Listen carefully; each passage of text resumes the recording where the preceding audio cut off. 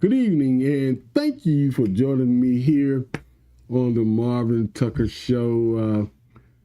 I haven't been on the platform in a while, trying to take time out to enjoy my little mini vacations as I always do.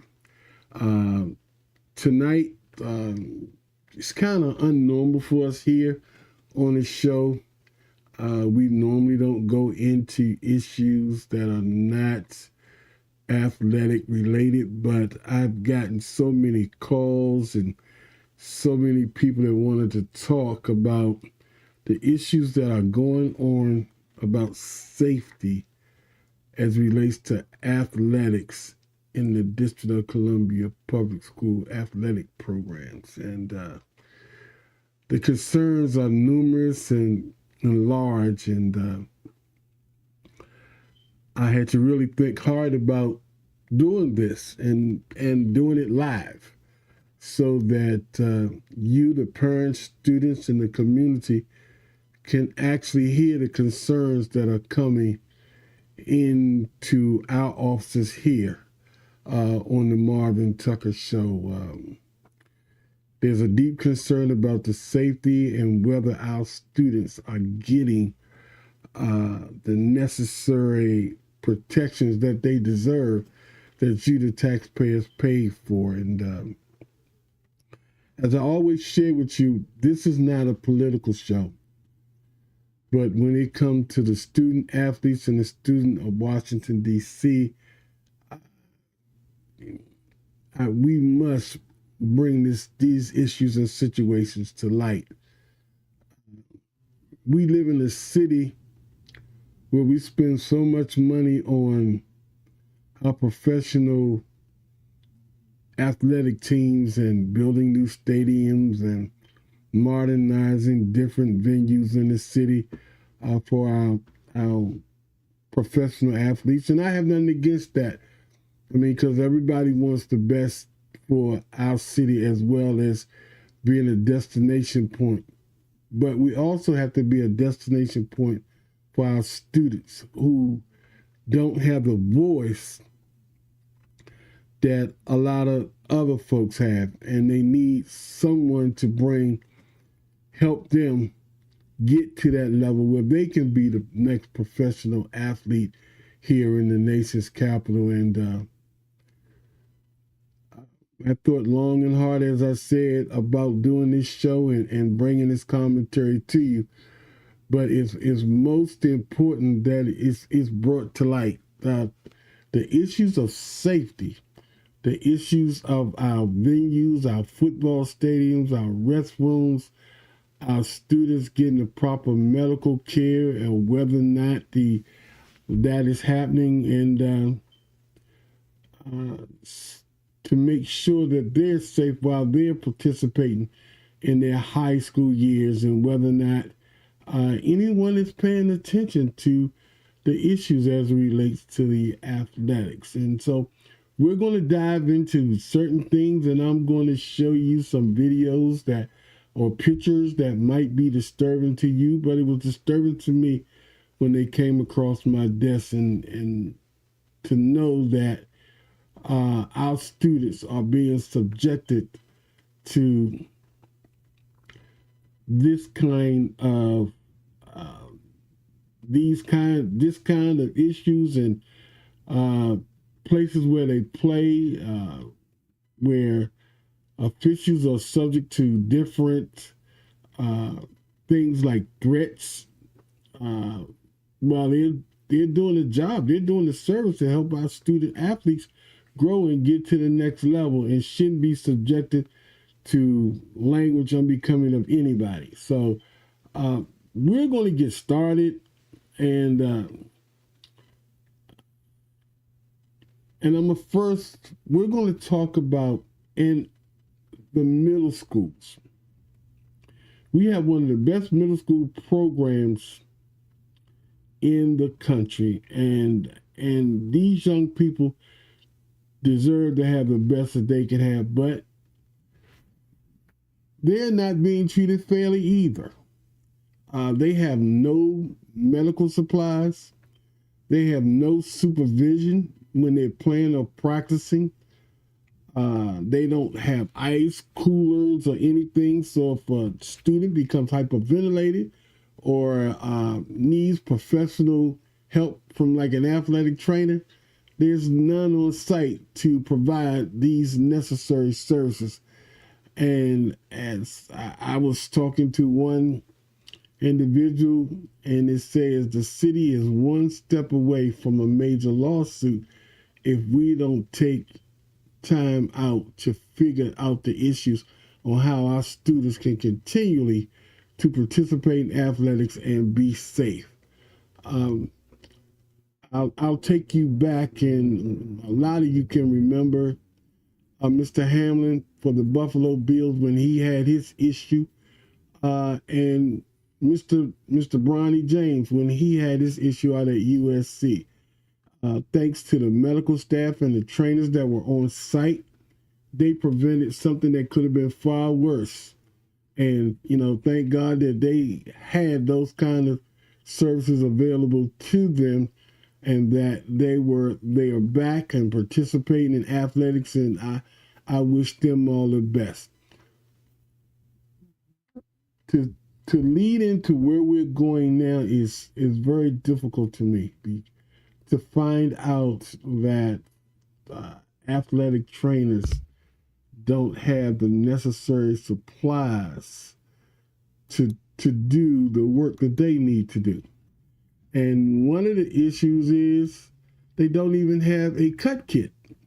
Some of them, they have been waiting for some time to replenish their supplies, but understanding that they don't have them, and that the waiting on the system to get those necessary supplies that they need to protect our students, if it comes to a related issue with them getting, carpet burn or cut somewhere on the field, or participating in a scrimmage or practice or even a league game. And that's troubling to me to find out that those supplies are not there for them. I want to go to what I just discussed with you when we talked about Mr. Hamlin and Mr. Bronny James. This instrument here, this AED machine, is a real important part to being part of athletics. Just in case a student might have an issue, this machine is used to resuscitate them or do what they have to maintain a heart rate if they, run into an issue. And to find out that the ones that are used in the DC Department of Athletics are outdated, expired, or don't have all the supplies that they need, to make sure that there's a unit after school with any athletic trainer that has to go to a different sporting event, and to know that they don't have enough of these around is troubling, where we can spend so much money on so many other things. And it's troubling to know that this issue is a persistent issue in the department here in the District of Columbia. So for all of you out there, just take into consideration when you go to your child's school, ask, do they have enough of these units around, just in case something happens on the athletic field or during a game, but also if they have enough around in the buildings to make sure that if something goes along with the staff or students during class that might need this particular unit. You as parents and community leaders, I asked you, when you're into school, make sure that your particular school, whether it be high school, middle school, or elementary school, have this unit. And to make sure that your child, if needs any medical attention, they will have a unit available for them. We're going to progress further in what we're doing tonight, and we want to talk about the conditions of the fields, the restrooms, and why are our fields are not up to par, and we have spent so much money to renovate so many schools. I want to take you over to Spingarn Senior High School. This is the restroom on the football field, and I want to ask you, do you think you want your child to use a restroom that looks like this? It is appalling that our children are subject to this kind of issue in our public school system. They don't deserve to be treated like this. We also want to go to Spingarn Senior High School, where they have track meets running now. And this is the condition of the long jump pit at Spingarn Senior High School. This high school has held several events recently, and this is what the surface looks like. And the safety of students jumping into a long jump pit that has, you can see for yourself, is in disrepair, and something needs to happen to bring that long jump pit back to where it needs to be, so our children can be safe while they're participating in that event. We're going to look at the football field. And as you can see, it's a synthetic turf that is coming up that hasn't been maintained. It was put down back when the city decided to renovate a number of the high school fields and to make sure that our kids had the best surface to play on. But as you can see right now, that field needs repair. And I can tell you from the information that we received here on the show that a student athlete actually broke his leg, who walked into a hole such as one like this at Spingarn. And our children's health and safety is all of our responsibilities, that we make sure that our children have a safe place to play and practice on. But that's not the last of the Spingarn field. Take a look at this disaster here. This is a backup sewer line that near the stadium stands, where because of the water has backed up, it's cracking the infrastructure to the stands. Somebody one day, if it continues to deteriorate because of the water backup and the sewer problems at Spingarn, somebody could get hurt sitting in these stands. And you just can't believe we have let so much to go dilapidated at Spingarn. Even though they closed the school, they still use the facility, but using facilities with this kind of issue just is mind-boggling. When I say holes in the field, here's a perfect example of what I'm talking about. This is at Spingarn Senior High School. And this is where they've been using our kids from elementary, middle school, and high school been using this during track meets.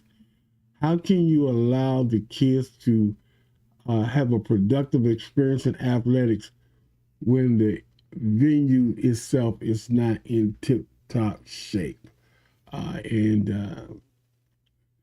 Like I said, most of you parents need to start to check out some of these facilities where your children are participating and want to have a great experience and want to learn more about the sports that they're participating in. I'd like to carry you across town and go to another high school in the District of Columbia, and that's H.D. Woodson Senior High School. And this is the restroom in the locker room. where your students have to go use during games, practices, or whether there's an event there at HD Woodson. And you out there tell me, would you want your children, or you as a parent, would want to go use a restroom that looks like this and has a myriad of issues such as sewer backups, water damage? As you can see, the bathroom is atrocious. The next picture I'm going to show you is really amazing. This is the press box where it's used during games and track and field events to announce the games and to run the clock for the different events when there's an event. And this is also at Woodson. And from my understanding, this has been like this for 4 years, and nobody has taken the time out to go over there to check it out, whether it be our city, the leaders of the city or the school system itself. But this is the kind of stuff our students are subjected to. This is a full version shot of what the press box looks like. It looked like somebody came in and dropped a bomb. And this issue has been going on, as I stated, for over 4 years. And I think it's time that we as parents take a good look. Stop by Woodson and take a look for yourself to see the condition of this stadium press box that should be immaculate, because it's all about our students and making sure that they have a productive athletic experience. We can't, again, to show you the damage that's in this press box. It's appalling, and that leads to the coaches' room where they sit and scout the game and talk to the coaches on the sideline. How can anybody do anything when you're in a facility such as this? And it's unbelievable. Now we'll take you down to the football field at HD Woodson, and you can see the holes and the sinkage in the field. But they're still holding events on the field, like flag football games and other events. And our students are at jeopardy on breaking a leg, turning an ankle, messing up their knees, the whole 9 yards when it comes to stepping in something that we know is not safe for them to even participate on. This is a real perfect example on how the field is sinking. This is part of the logo in the middle of the field at HD Woodson. As you can see, that the carpet is sinking, needs repair ASAP before somebody seriously gets hurt on the Woodson athletic field. It's amazing to know that our students are playing and participating in athletics, hoping to further their education by participating in athletics. But to know that there is issues that are not being addressed, and the safety of our students are at the forefront of what we think. Now, I'm here to tell you, when I started getting these concerns, it took me a while. So we did a lot of investigation. There are issues at other high schools around the city. I'm not going to go into that tonight because I just think it's imperative that we, as a community, find out what would it take to make sure that our kids are safe, that they have the proper equipment, that supplies are in the building to make sure if they need to be used to help our students if they are injured, and that the venues that they play on are safe, and that we know that our students will come home knowing that they had a productive day, that if they needed the help, they have received the help. So for all y'all that want to respond to this, you can reach me on Facebook, leave your commentary, tell me what you think about the state of the athletics as it relates to safety in the conditions of the venues and football fields that our students play on. So until I come back to you live with another guest, I want you all to know that, again, this is not political. This is about the safety of our student athletes across this city, to make sure that they are safe and that they get the best that they can get. So until I see you again here on the Marvin Tucker Show, I want to thank all y'all for tuning in tonight. And thank you for tuning in live on Facebook and YouTube. Until next week, I'll see you here back on the Marvin Tucker Show.